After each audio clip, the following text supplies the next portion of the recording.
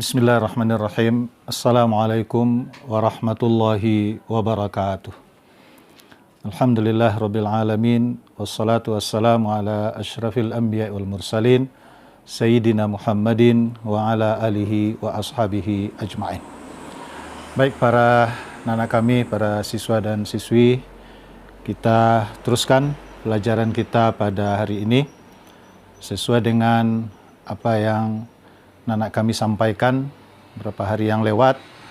Ada di pelajaran yang kurang tuntas atau kurang sempurna berdasarkan kemarin dari supervisi indirect, artinya supervisi yang tidak langsung. Kemarin anak kami mengungkapkan ada di antara pelajaran yang perlu diperdalam, yaitu dalam masalah haji dan lebih khusus lagi dalam tawaf atau syarat tawaf. Karena kemarin diingatkan tidak rinci ketika belajar di kelas tentang syarat-syarat tawaf. Nah, maka sesuai dengan prinsip kita, sesuatu yang terjadi di lokal, ada yang kurang sempurna, terasa, kita coba kembali ke perpus kita. Masih ingat kemarin program kita Ar-Ruju' ilal Maktabah, yaitu kunjungan perpustakaan. Artinya kita membahas masalah yang dirasa kurang sempurna di lokal atau ada temuan mungkin di masyarakat, di kampung atau di tempat lain. Kita coba membahas melihat dengan kitab-kitab kita yang ada. Nah, sekarang kita lanjutkan, yaitu syurut at-tawaf, di syarat-syarat dari tawaf. Ini ketika anak kami belajar haji, ya, di kelas berapa? 10, ya, kelas 10B kemarin ya. Materinya di kelas 10B, tapi mohon dipertajam syarat itu. Itu kemarin usulannya dari temuan dan dari ungkapan anak-anak kami. Baik, sekarang kita lihat, mari buka bukunya. Kita lihat di halaman 294. Lihat di situ. Udah ketemu? Ya, di situ dijelaskan syurutut tawaf, syarat-syarat tawaf. Nah, karena ini penting, karena tawaf merupakan rukun dari umrah, juga haji, dan setiap orang yang umrah dan haji pasti melakukan tawaf. Nah, sementara kalau kita tidak tahu syaratnya, tentu kita nanti melaksanakannya asal-asal saja, tidak menurut ketentuan. Inilah pentingnya kita perdalam apa syaratnya itu. Baik, secara umum dah dijelaskan, mungkin dalam pelajaran kemarin, syurutut tawaf ada diungkap oleh ulama di sini samaniyah, 8. Jadi berapa syarat tawaf itu? 8. Nah, ini yang kita harus kuasai sehingga bisa menjadi praktek di dalam pelaksanaan ibadah tawaf itu nanti. Nah, pada antaranya kita sebut dulu. Pertama, tuhrun an hadatsin wa khubusin. Suci dari hadas, baik hadas besar atau hadas kecil. Kemudian juga dari najis. Nah, yang kedua yaitu satru auratin, menutup aurat. 3, niyatuh inistaqalla, ada niat ketika tawaf ini tawaf sendirian, artinya tawaf tidak masuk di dalam kerangka umrah atau haji, mungkin tawaf sunat, tawaf saja yang dikerjakan saat itu, ini perlu ada niat saat itu. Kemudian yang keempat, bad'uhu bil hajaril aswad, dimulai di hajar aswad. Oke, kita lanjut. Yang kelima, ja'alul baiti an yasari, kita berada di kanannya Ka'bah, atau ini Ka'bah, kita di sininya jalan. Dia ada memahami di sebelah kanan Ka'bah, atau kita letakkan Ka'bah di sebelah kiri kita ketika tawaf. Itu nomor 5. Nomor 6, kaunuhu sab'an. 6 ya. 7. Jadi 7 kali putarannya itu. Dimulai dari sini misalnya Hajar Aswad, putar kita 7 kali. Itu yang ke-6. Yang ke-7, itu ditambah kaunuhu fil masjid. Harus di dalam masjid. Itu yang ke-7. Jadi jangan di luar masjid.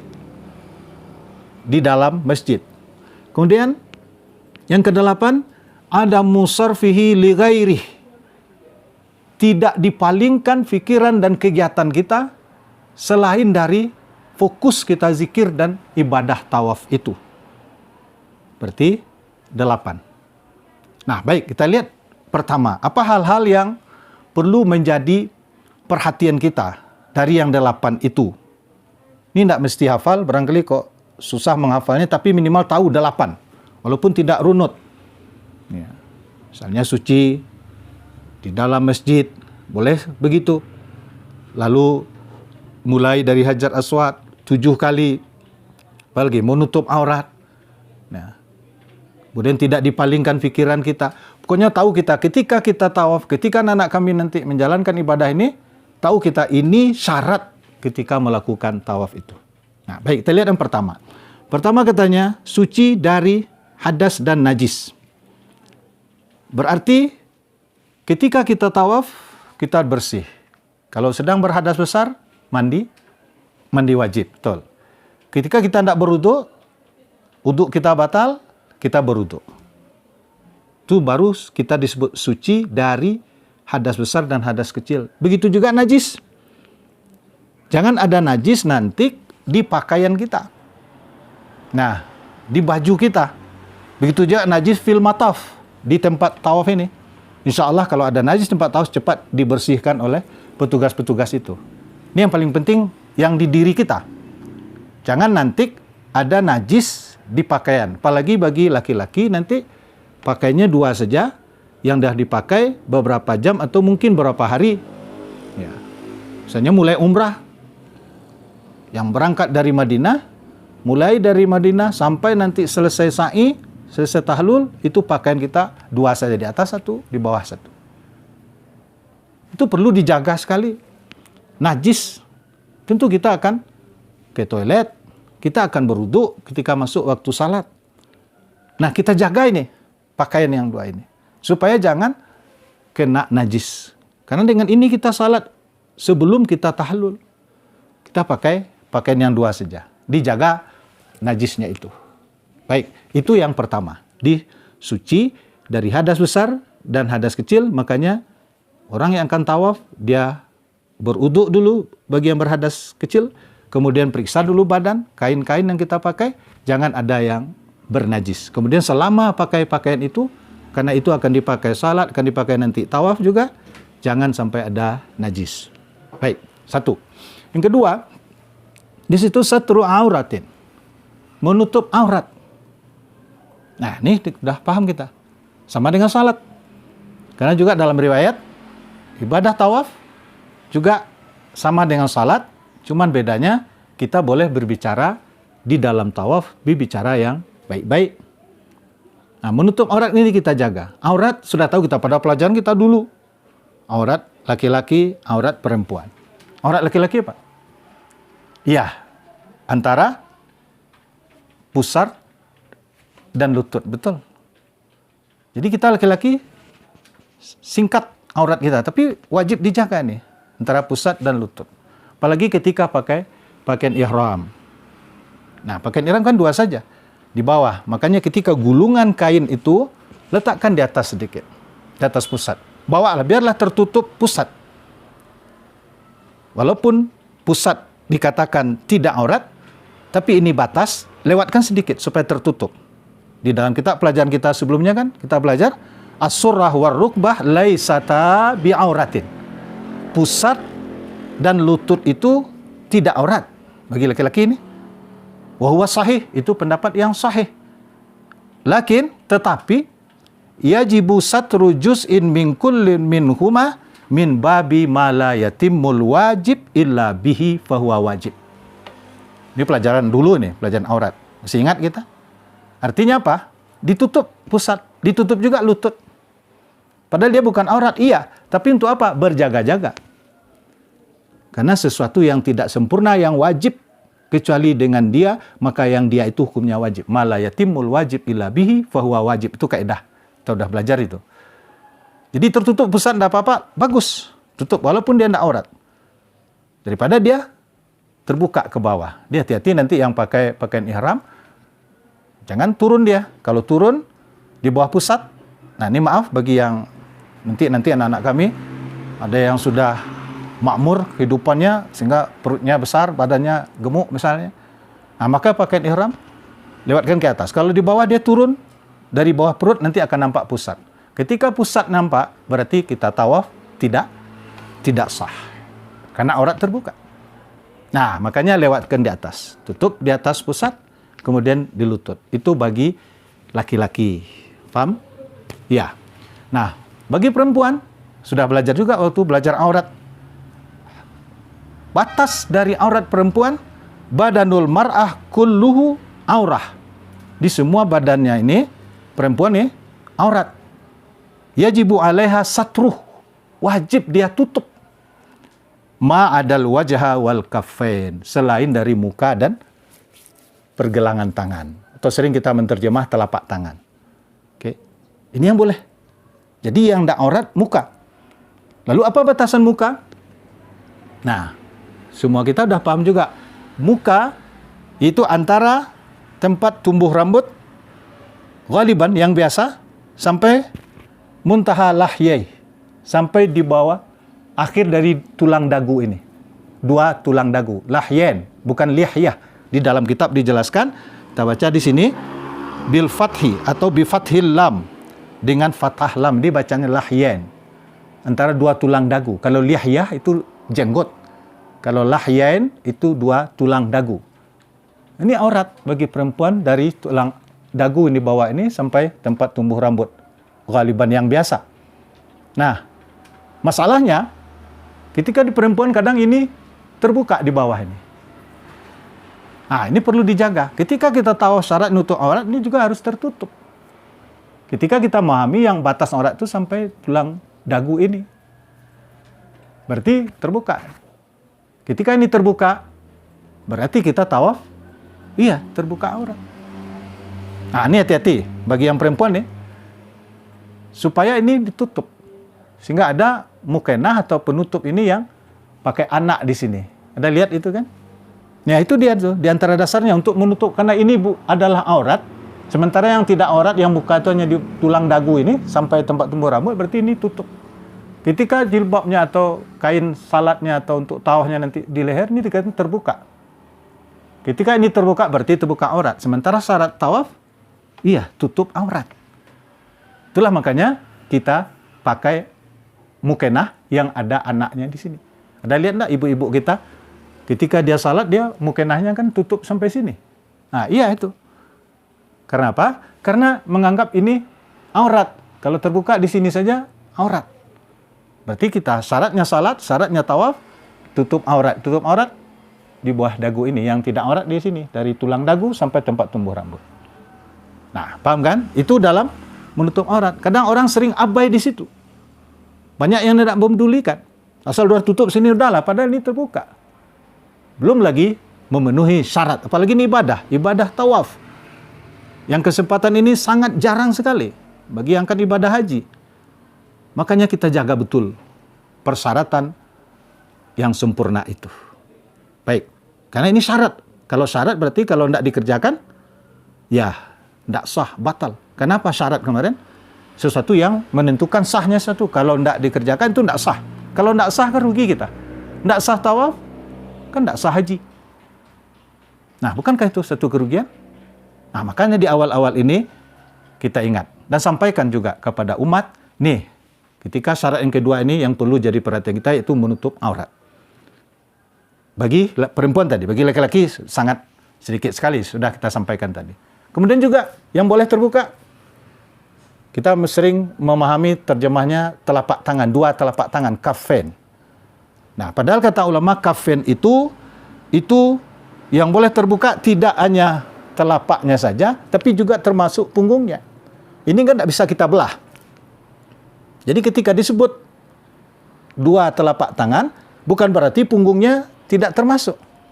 Kita yang menerjemah telapak tangan. Padahal di dalam penjelasan bahasa Arab dalam kitab kita itu dijelaskan kaffain itu yang boleh terbuka ma'adal wajha wal kaffain, di kaffain zahrahuma wa batnahuma, yaitu punggungnya dan dalamnya. Jadi boleh ini terbuka, tapi sampai ilal ku'aini, sampai pergelangan tangan ini. Berarti yang tidak aurat bagi perempuan itu ya mukanya, yang muka dari tempat tumbuh rambut sampai dua dagu ini, tulang dagu, kemudian dua anak telinga ini, itu yang boleh terbuka, yang tidak aurat. Kemudian nih, jadi tidak perlu pula ini punggungnya ditutup. Mungkin ada pula yang kita lihat orang mungkin biasa mendengar dua telapak tangan saja yang boleh terbuka. Lalu punggungnya dicari pula kaos yang menutup punggung. Ada lihat? Ya itu. Di mana dasarnya itu? Ketika kita baca kitab kita ini, kalau disebut kaffain itu batnuhuma wa zahruhuma, baik yang dalamnya atau yang luarnya. Cuman bahasa kita diwakili saja dengan terjemahnya dua telapak tangan. Padahal yang ininya termasuk itu. Ketika disebut telapak tangan termasuk punggungnya. Karena itu makna kaffain. Nah, jadi tidak masalah kalau ini tidak ditutup. Tidak ditutup. Justru ditutup maka jadi masalah. Padahal ini harus terbuka. Ketika tawaf, ini kan terbuka. Ketika kita ihram berhaji, muka dan ini. Nah, paham? Itu yang menutup aurat. Itu yang perlu jadi catatan. Kemudian juga yang ketiga, tawaf, niatut tawaf ini istakalla. Berniat kita tawaf kalau memang tawaf itu tawaf sendirian. Artinya apa? Ketika tawaf itu tawaf sengaja betul tawaf kita di Masjidil Haram. Tawaf sunat misalnya, itu ya berniat kita. Tapi ketika tawaf dalam pelaksanaan umrah, tidak masalah tidak berniat kita. Ya, karena sudah termasuk ke dalam niat waktu dulu di miqat berniat.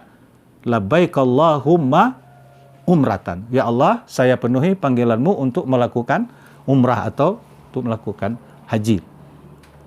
Lah masuk dia di dalam niat dalam haji itu karena dia sudah satu paket dengan semua kegiatan dan rentetan dari kegiatan ibadah umrah atau ibadah haji itu.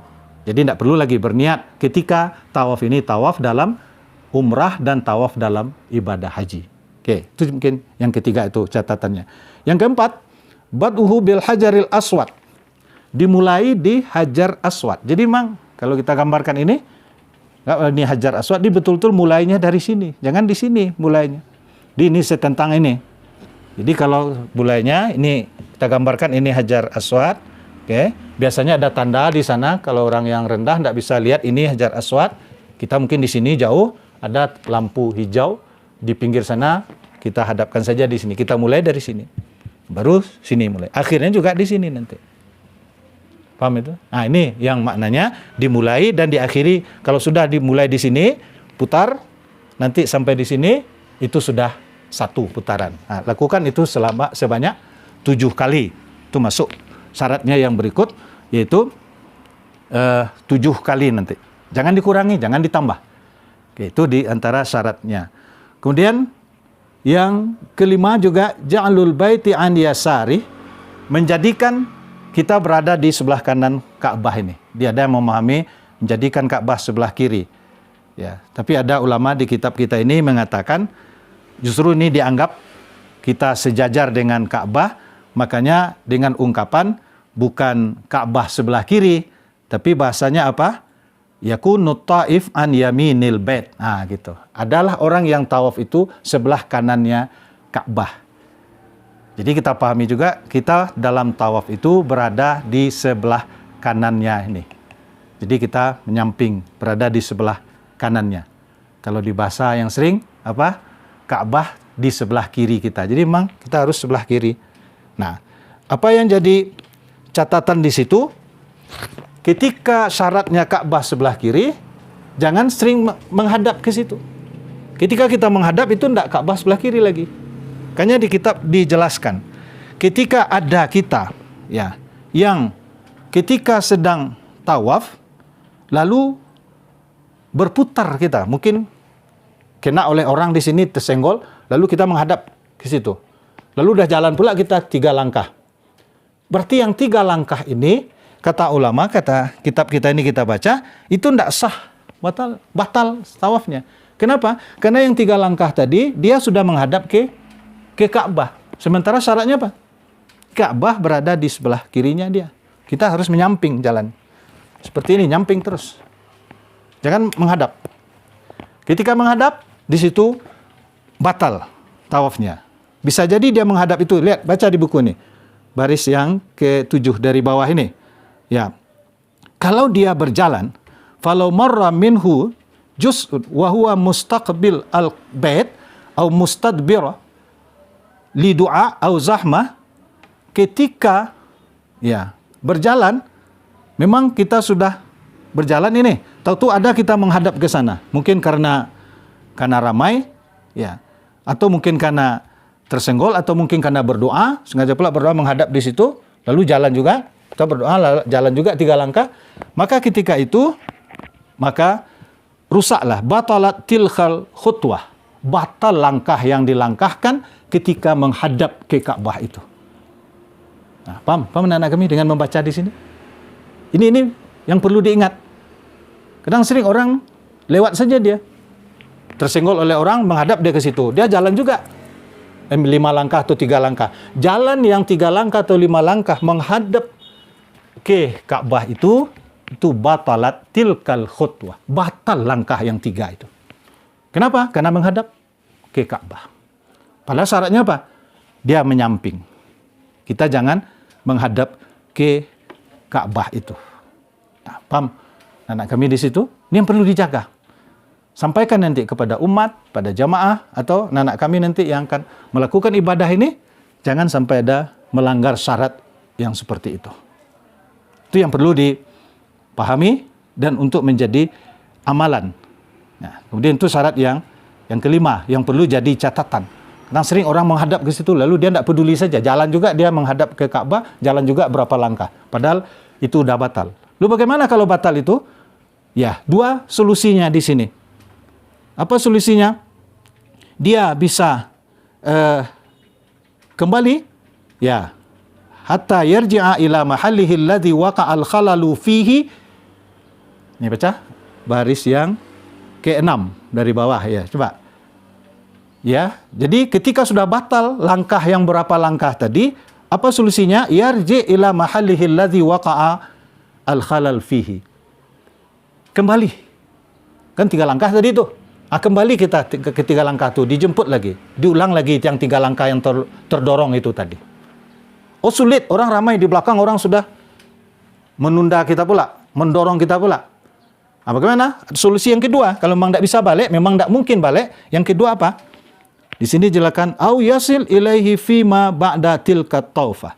Atau jalan juga dulu, terus saya jalan, tapi tidak dianggap itu tawaf lagi itu. Jalan, putar juga dulu, sampai nanti di tempat yang mulai batal tadi. Di tempat mulai menghadap tadi, sampai situ, baru kita hitung lagi yang tinggal tadi. Mulai lagi yang rusak tadi, yang batal tadi. Kita jalan saja dulu, 1 putaran, tapi tidak dihitung tawaf. Kenapa? Karena udah batal 3 langkah tadi. Berarti jalan kita berikutnya hanya jalan untuk mencari, memulai kembali, menjemput yang tinggal atau yang batal itu tadi. Nah, paham itu? Ini perlu. Di situ perlu penajaman di dalam syarat-syarat tawaf itu. Karena ini langsung dalam praktek. Ketika dalam praktek kita tidak pedulikan itu, batal tawaf. Batal tawaf, batal haji.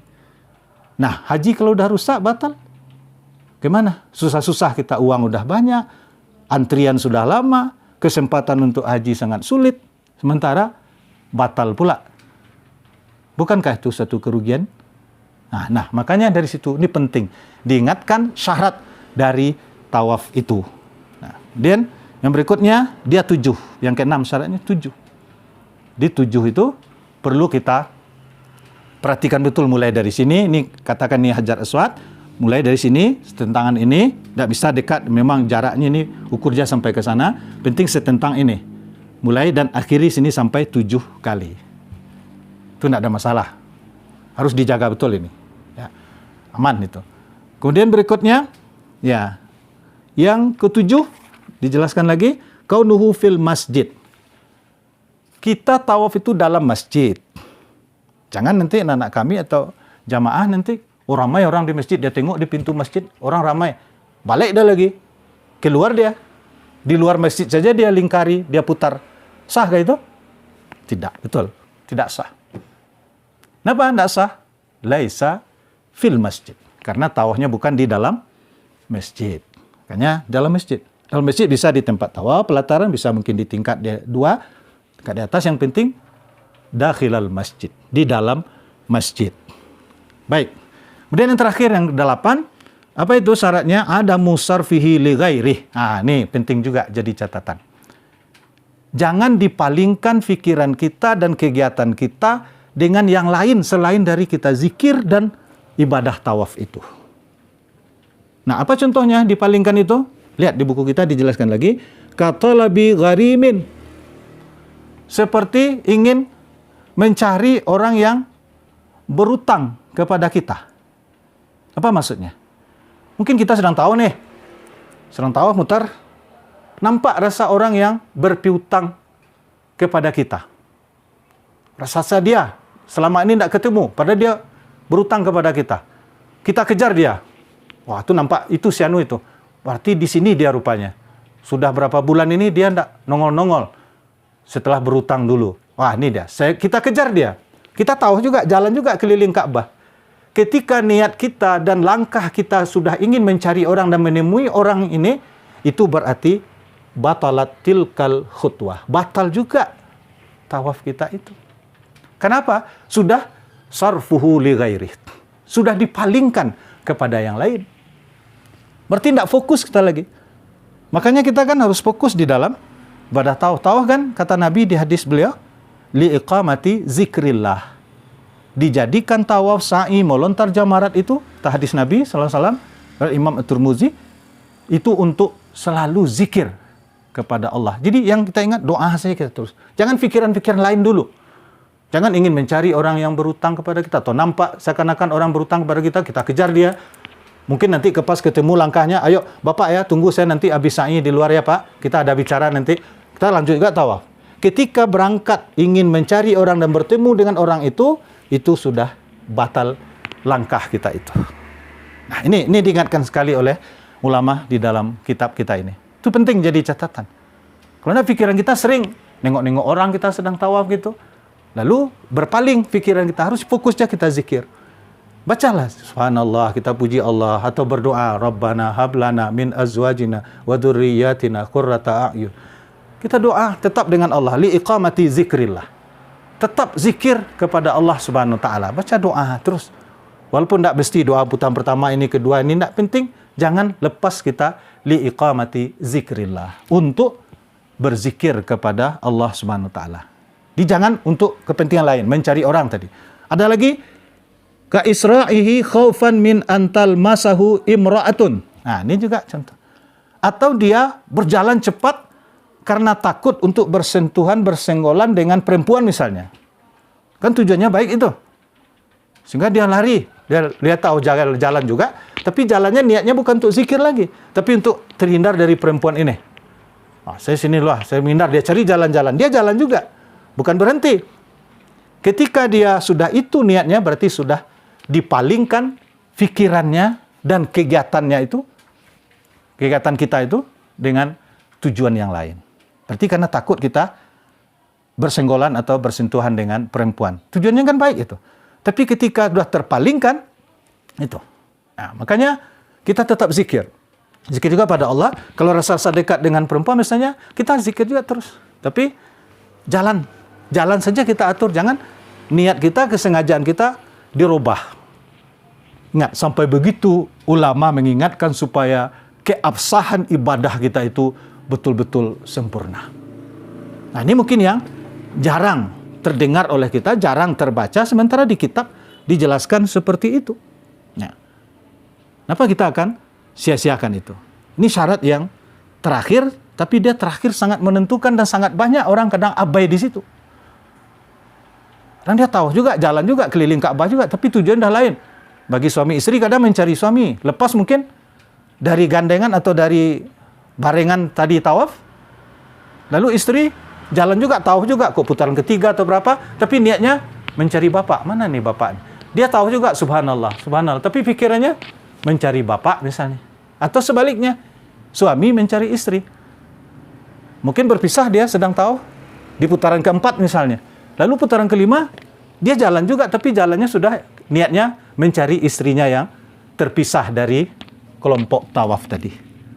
Ini sampaikan kepada jamaah dan juga anak-anak kami, biarlah siap saja kita, kalaupun barengan mulainya tawaf, suami istri sekalipun, ingatkan nanti, kita akan fokus beribadah ya. Andaikan terpisah nanti ketika kita tawaf, ya bisa nanti, kita kan sudah jelas ini urutannya, selesai tawaf 7, selesai syarat-syaratnya, nanti sa'i, ujung sa'i kan nanti di Marwah, ditunggu aja nanti di pintu Marwah itu. Kan mudah buat janji. Sehingga kita fokus. Ada musarfihi li ghairi, tidak dipalingkan pikiran kita dan kegiatan kita dengan pikiran dan kegiatan yang lain selain dari ibadah tawaf. Nah, itulah anak kami mungkin yang ingin dipertajam atau yang ingin disampaikan kemarin. Ada yang kurang, syarat tawaf kami tidak sempurna, syarat tawaf tidak dengan kitab. Oke, nah sekarang kita sampaikan ini kitabnya, ini penjelasan ulama, mudah-mudahan sudah sempurna pelajaran kita di ibadah haji, khususnya masalah tawaf yang merupakan rukun dari umrah, juga dari ibadah haji, dan setiap jamaah tidak ada yang tidak melakukan tawaf ketika dia umrah atau haji, bahkan tawaf-tawaf sunat sekalipun, itu sangat dituntut dilakukan di Masjidil Haram. Mudah-mudahan anak kami, ini pelajaran kita hari ini, sesuai dengan niat dan tujuan kita tadi, menyempurnakan kekurangan yang ada di lokal. Mudah-mudahan ini jadi pelajaran, dan juga ini sampaikan nanti kepada jamaah-jamaah dan umat yang akan melakukan ibadah umrah atau ibadah haji. Demikian saja, subhanakallahumma bihamdika, asyhadu an la ilaha illa anta, astaghfiruka wa atubu ilaik. Assalamualaikum warahmatullahi wabarakatuh.